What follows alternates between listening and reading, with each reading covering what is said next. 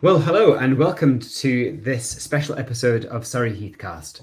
And today we're going to be having a special episode all about a really important issue that you may have heard about on the news. You may have seen reports of this on the television or even read about it in the Mirror newspaper.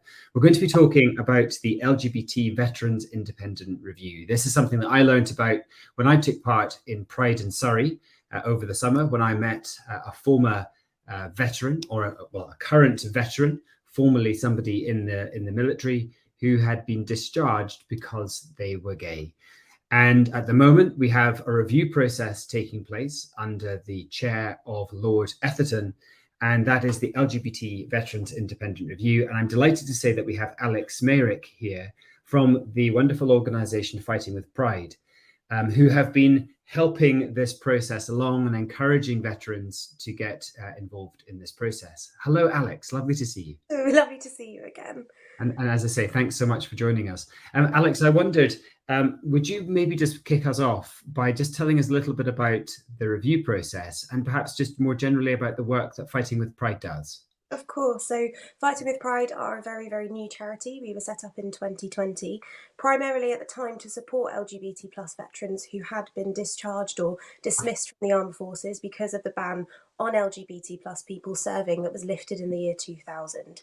So this year we've made great strides. We were only as a team brought on this year, so I'm very new to the job as well. But this review that you said is going through Parliament at the moment is looking at sort of restorative justice. It's a reparations package to try and deliver some sort of justice to the community that was so wronged by the armed forces at the time. So we help to support veterans who were directly affected by the ban. We even branch out to veterans who served at the time who may not have been dismissed but still affected. And we also help support serving personnel and families. We're slowly branching out at the moment. But this is so important now, it's so timely now, because the call for evidence, where the review are asking people to submit any and all accounts and stories of what happened in that time when LGBT plus people were effectively hunted down by the forces and thrown out. That period of time for collecting those stories is now closing. It is closing a week tomorrow on the 1st of December. So we really want to try and get as many accounts in as possible to give a fair chance at getting some justice that this community so desperately need. So Fighting with Pride are here to support those veterans to submit. We're also helping alongside the review itself to try and get as many veterans involved, but also we're not just there for the stories, we're also there to support people. We help offer community events to a community that was really isolated for such a long time. So you'll hear in a minute our wonderful veterans Nicci and Caz, how much, well, we hope that the charity has helped to sort of bring people together after 30 or 40 years of being really quite alone. So yeah, that's why we're here, and that's why it's so timely. We only have, as of today, 8 days left to get as many experiences in as possible. Yeah, the countdown clock is really ticking down, isn't It really is, So, yeah. there's not a long window left. No. And just to be absolutely clear, so this is open for veterans who were discharged for being gay between a particular set of years. So the review itself is focusing on those who were serving and or dismissed between the years of 1967 and the year 2000, January 2000, until the ban was lifted. However, that is not the full general scope. They will still take experiences from people just before that, if someone had an experience that kind of branched over 1967 as well.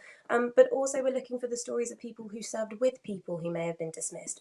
We have stories of people who woke up in the morning and their colleagues were gone and they don't know what happened to them, or witnessed bullying, or witnessed part of the process of this discharge happening. And we're also asking for family and friends to submit, because it was a huge impact that it had on the people around them as well, what happened to them.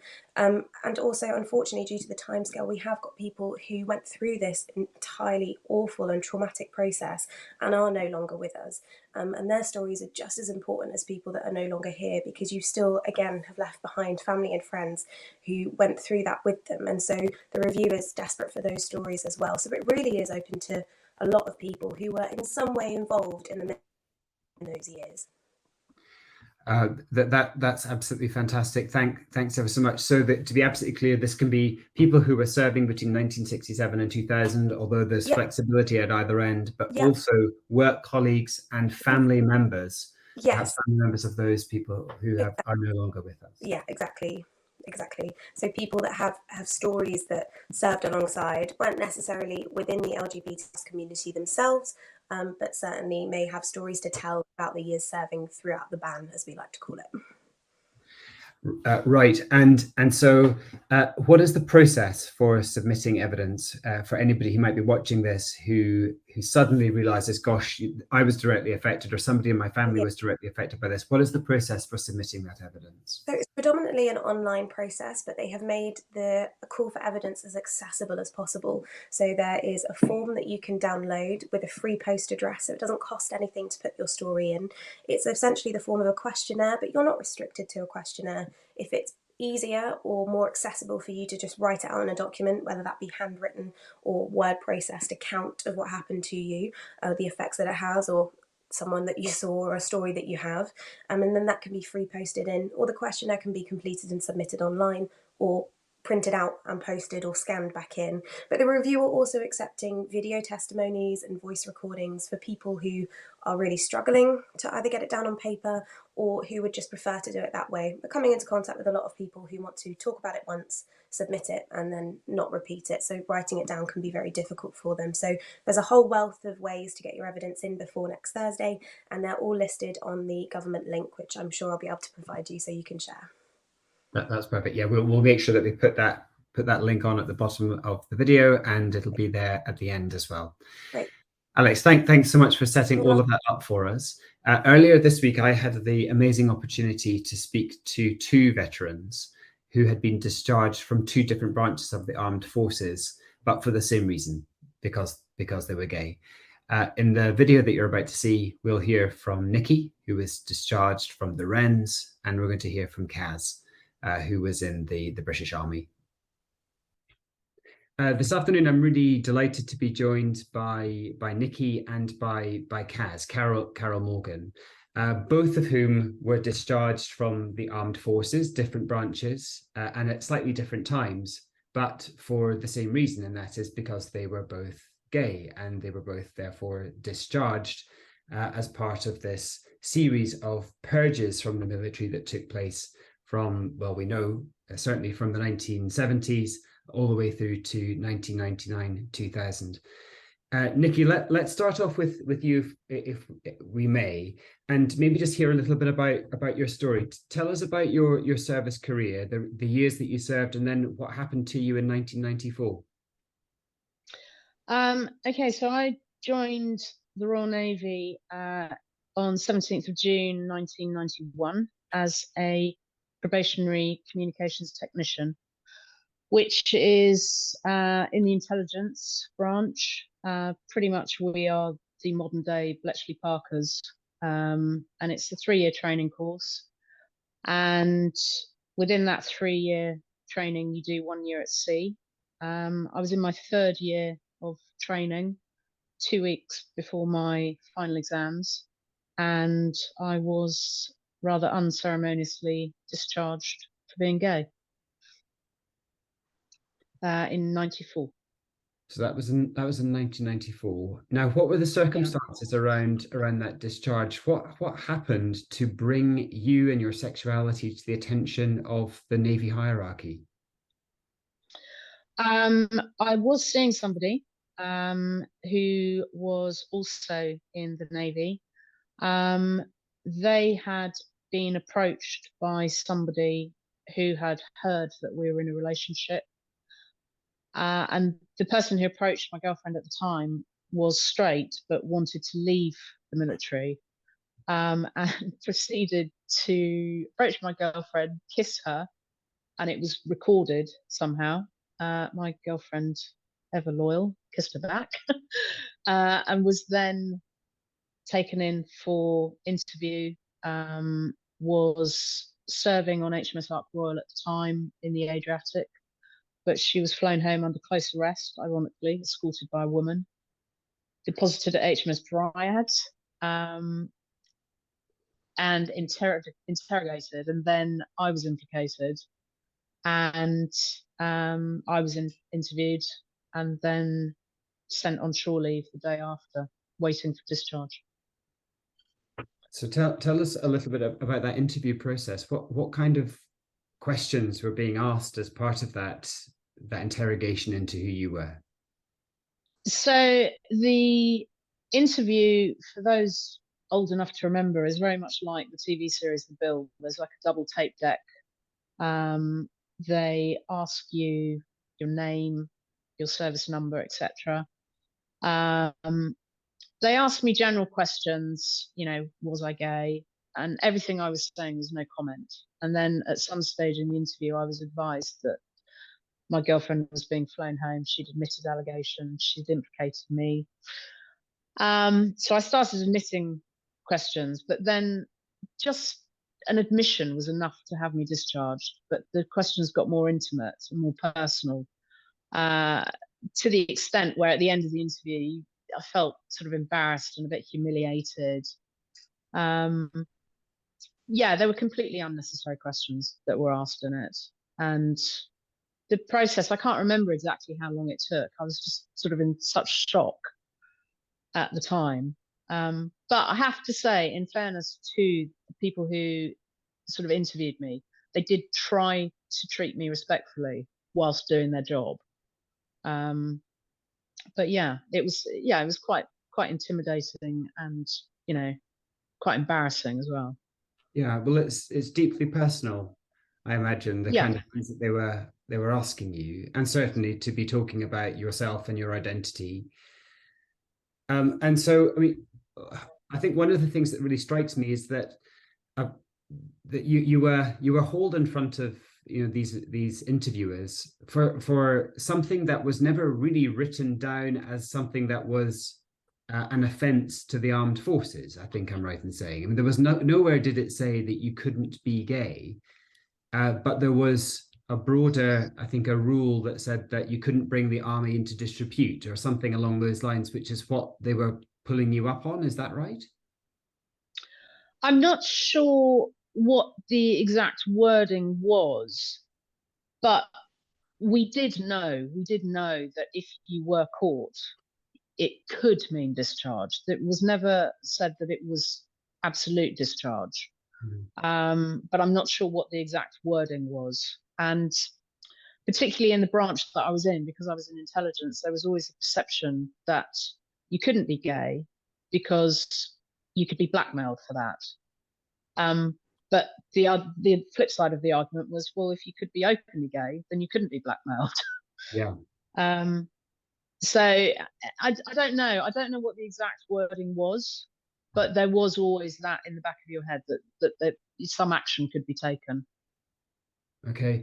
Now, thanks, Nicci. What broader impact did this have? So suddenly you found yourself in this position where you were being interviewed. You were looking at discharge. What happened next? So the immediate impact of that was I had to go back to my classmates, and they were like, "Well, why were you so long?" And I had to say I was being investigated. I then got sent back to my proper unit because I was on attachment. The following day, I had my security clearance stripped immediately, which meant I couldn't do my job. And I was sent on shore leave awaiting discharge. So I had to explain to my family, A, why I was home, B, why I was suddenly on leave, and I just thought that the best way to deal with it was just to come clean. So I was effectively outed. And I was very lucky because my family have always been, we're very close. We're very supportive regardless. Yeah. But yeah, it was the military effectively outed me. And what about the way that this curtailed your broader kind of career plans and vision that you had for your life? So I applied to the Navy twice. The first time I applied without A-levels, well, both times without A-levels, but the first time without A-levels, and they wanted me to come back as an officer, so to go back and get my A-levels. I didn't get them. I went back in, but I made it quite clear that I did want to get a commission and come up through the ranks and do that through following a career in flight. So to get my pilot's exams, and then in my head I was like, okay, I did my leadership course, and they said that to pursue that career would be something that I would be able to achieve. And then I thought, well, outside the military, I would carry on as a commercial airline pilot. But obviously that all came to an end. But the immediacy before going to flight was I was 2 weeks away from my final exams when I got kicked out. And I asked if I could take my exams. So I had something for Civvy Street, and they said no. So you were so close to that final qualification. Yeah, not for pilot, but for my initial job that I was doing in the military. Yeah. And they said no, I couldn't take my exams.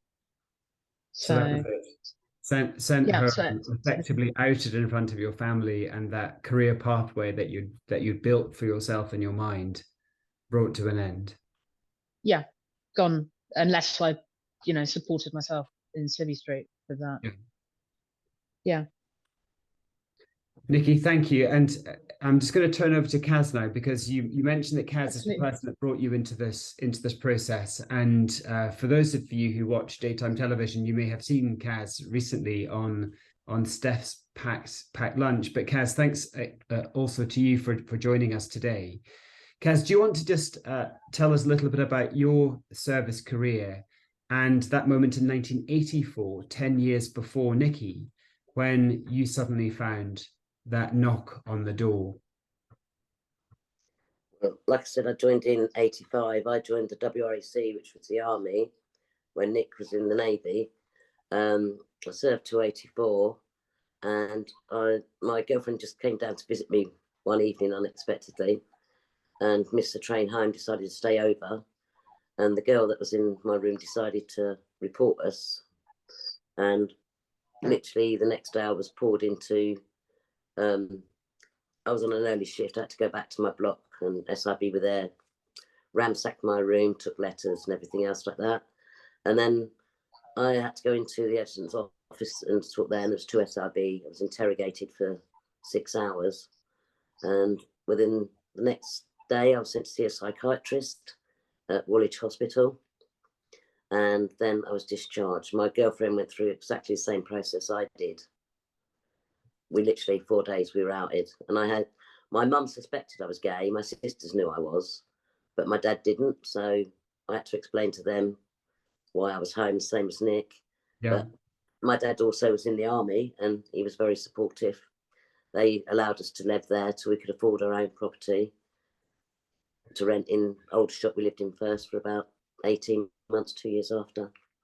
And then obviously we split up, and I ended up going in the closet for 30 odd years till 2 years ago. And I met a particular woman called Mand, and I joined social groups, and that's where I met Nicci and heard about Fighting with Pride literally on the radio January this year.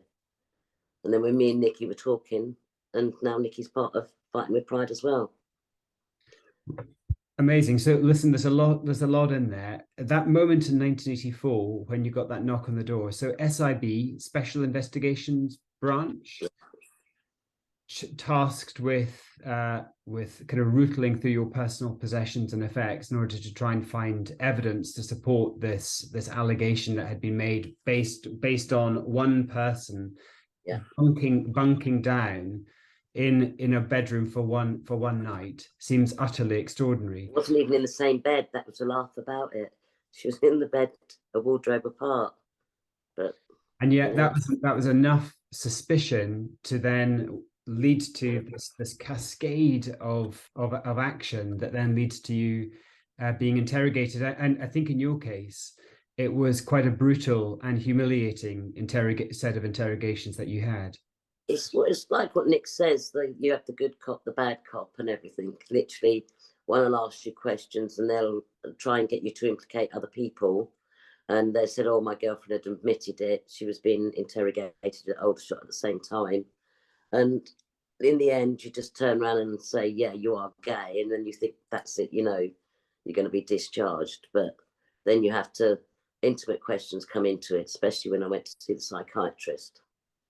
So tell us more about that. You were then after SIB, after the interviews. Yeah, Like to be discharged, whether it was because they thought sexuality was a mental illness or something like that, we had to go and see a psychiatrist, and he asked you intimate questions as to what you and your girlfriend at the time got up to in bed and stuff like that, to make sure you were gay and what have you. I suppose, I don't really know. I mean, it was so humiliating.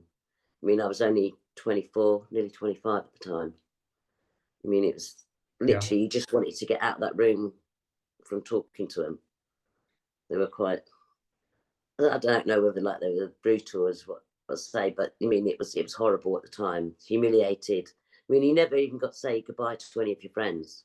It was just boom, boom, boom, and you were gone. Escorted you out the door.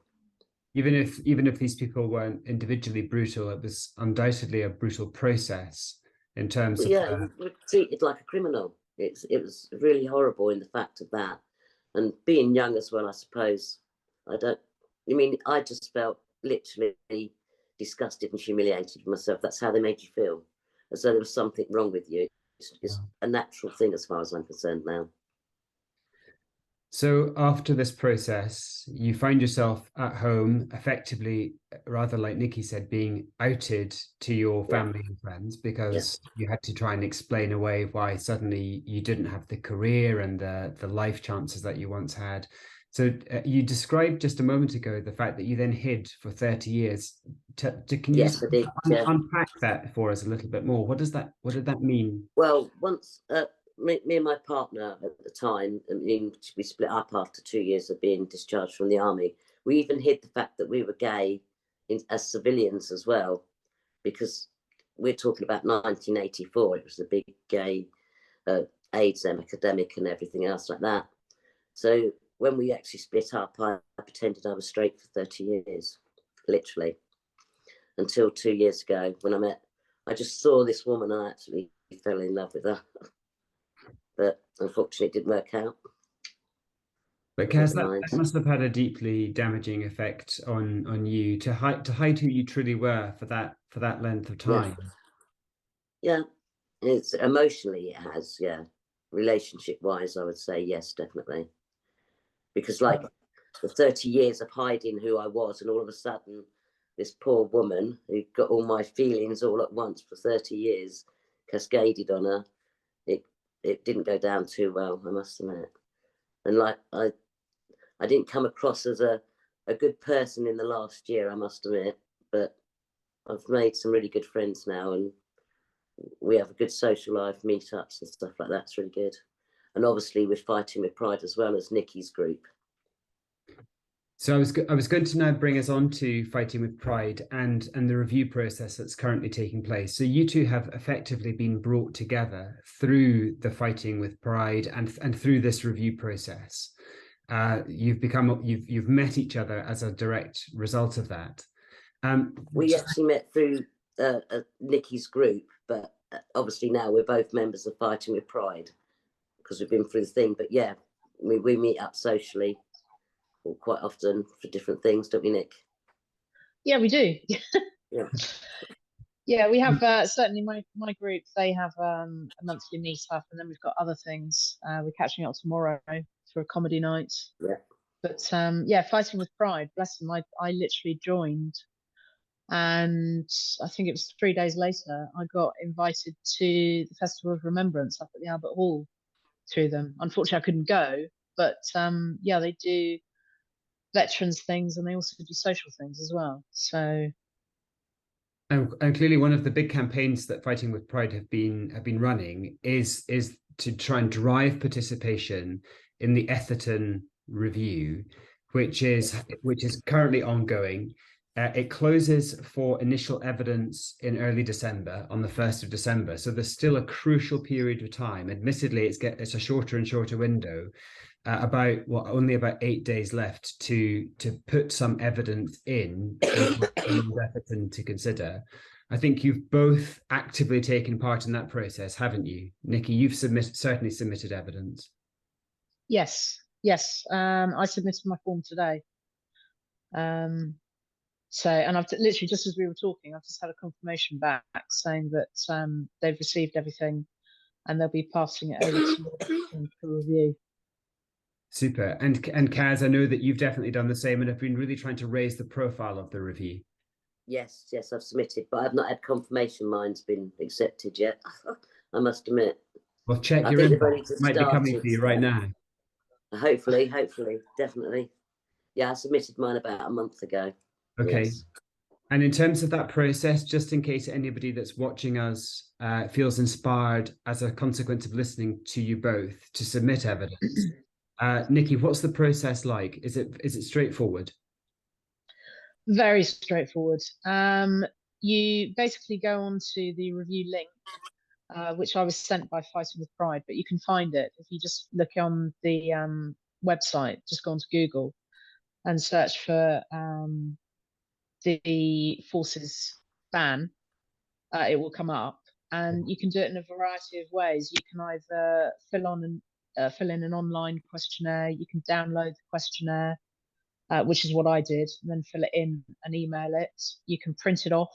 You can send an audio recording. Pretty much every platform that you can think of, you can do just to get the information in there. And the reason that this is so important, I think, is not only to try and, well, give people an opportunity to reflect back on a moment of trauma in their lives, which can often be incredibly important, but there's also an ongoing injustice. And Nicci, I know, because we were talking before, for example, you have a document that says that you will qualify for a small but symbolically important pension. There are other people, however, who have been told that their pensions will be denied because the nature of their discharge is such that effectively their military career is kind of overwritten and whitewashed. Caz, is that been your experience? What's the situation? Yes, mine. I wasn't. I mean, I should have been entitled to a pension back in '95, but I mean, we're now in 2022, no pension. So there are deep injustices here, aren't there, that need to be rectified, and I know that the Etherton review is looking at. So this is an ongoing thing. This isn't just historic. There are ongoing implications to this in terms of the way that people are made to feel as veterans, as former serving personnel in the armed forces. Issues like pensions, issues like the wearing and reissuing of medals, for example, because many people were stripped of their medals if they had them. Yes, some people were stripped of the medals. Some people have got a criminal record due to it. You mean naval? They could actually be 6 months, especially male serving people. Same as the army, 6 months, depending on the degree they actually investigated you into as to what happened. But a lot of people have suffered psychological, even mental problems since. I mean, some particular peoples I've been speaking to with Fighting with Pride, I mean, their whole life devastated. Can't go out of the country because they've got this criminal record because they were discharged from the army for being gay. I mean, the detrimental effect it's had on people's lives. Me and Nicci are probably quite very lucky in comparison to other people. I mean, if you were an officer and you were discharged, you were automatically imprisoned for 6 months. And it wasn't a criminal offence to be gay in the times we're talking about. So there's a huge spectrum of experiences here based on gender, based on rank. I think there's also maybe some differences in terms of the way the 3 different services, for example, handle different cases as well. And I think that's clearly why the Etherton review is so important, to drill into the individual experiences of individual former service people. Yeah, absolutely. I mean, I was treated, I think, from what Caz has told me, in a better way than Caz. And I think that was by the very nature of the branch that I was in, because it's quite an insular branch. So I was protected from a lot of the stuff from the outside. But some of the people were just treated appallingly. It was just awful. I think mine was quite mild as well in comparison to other people's. I mean, Yeah. naval personnel, I know, he had just come back from, I think it was the Falklands, and he was literally, he slept in, he can't go back to Portsmouth because of this, because he was outed and his family wouldn't accept him. He was sleeping under a bush for 5 days, nowhere to go. I mean, some of them are tremendous. I mean, we're quite mild, mine and the Nickies, but the more people we can bring forward to give evidence, it's crucial. So there was the testimony of Nicci and Caz, and very powerful it was too.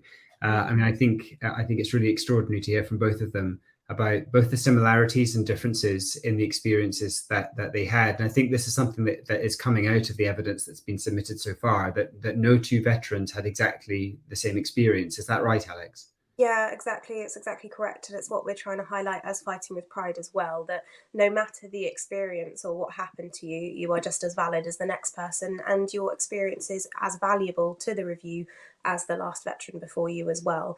Some people had involvement with the SIB and were investigated and interrogated. Other people were sent down a sort of medical route where they actually approached their senior ranks for help, and instead of getting that help that they needed because they were questioning who they were, it ended up getting them dismissed or discharged. And so, yeah, it's a huge theme of what we're seeing, that it never happened in the same way twice. It's a bit of a snowflake of how you've been dismissed and discharged, and therefore your experience when you came out of the forces was hugely varied as well, and how that would carry on into your wider life as well. It was just a big amalgamation of experiences, but all with the shared trauma of that happening to you, and you having little to no choice about what was happening in your life and your career, despite the fact that the law of the land says it's legal. It's legal for you to be who you are. Yeah, I mean that's certainly the shared experience that they both had. In these two particular cases, it was suddenly finding themselves discharged from the armed forces, the Navy and the Army, and having to go home and explain to their parents and their families and friends why that had happened. I thought it was really powerful that they both said that effectively this discharge outed them for the first time to their family, which isn't something that they had felt comfortable doing, but they did so as necessity. That's a huge sort of vein through everybody's stories as well. Unfortunately, even if this just happened to you in isolation and you know, you sort of could get on with it, unfortunately, quite a lot of the time your families would be informed before you were even able to get to them. And as someone who's in the community as well, I know how important it is to have your own voice, your own story, and to be able to tell people in your way and on your terms. So I can't even imagine what it was like to have somebody sort of out you on top of that incredibly traumatic experience that you'd already have. And then also we couple that with the fact that a lot of these dismissals were in the 60s, 70s, 80s, into the 90s, where attitudes were different to what we have and are lucky enough to enjoy today. So yeah, it really, really shameful, embarrassing experience which should never have happened, essentially.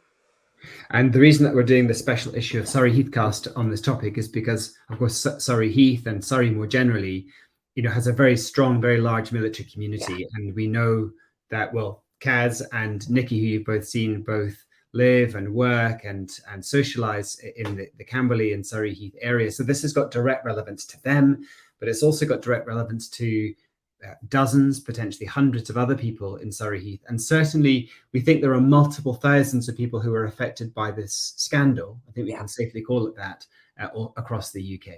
Yes, absolutely. So we've had, I think now we're approaching 1,000 responses to the review itself, which is fantastic, but we know that there's a larger number of people out there who were affected. And so we're just encouraging people to come forward, but we really need to highlight Fighting with Pride. Certainly, we're a lived experience charity. A lot of the people that I work with served and suffered through the ban themselves, and we're all part in some way of the military family, and we understand how difficult this may be and how daunting it may feel to share your story. And that's why we're here as Fighting with Pride. That's why I have a job. We're here to support you and to make sure you get all the support that you need so that you feel able to share your story and hopefully finally get some justice for what happened over those very, very long years where the ban was enforced.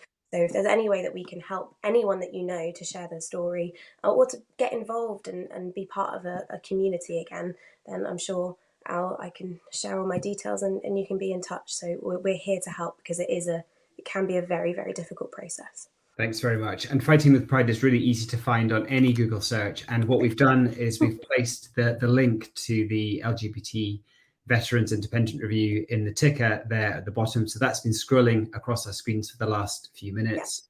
Yeah. It's a little bit of a mouthful, but write it down. But we'll also make sure that we put a clickable link to all of that in all of the social media feeds. Yeah. Alex, thank you so much for joining us. And a thanks, obviously, also to both Caz and Nicci for the extraordinary testimony that they have offered. I'll be joined again by Jackie for the next Surrey Heath cast in the next few weeks. But thanks so much for joining us today.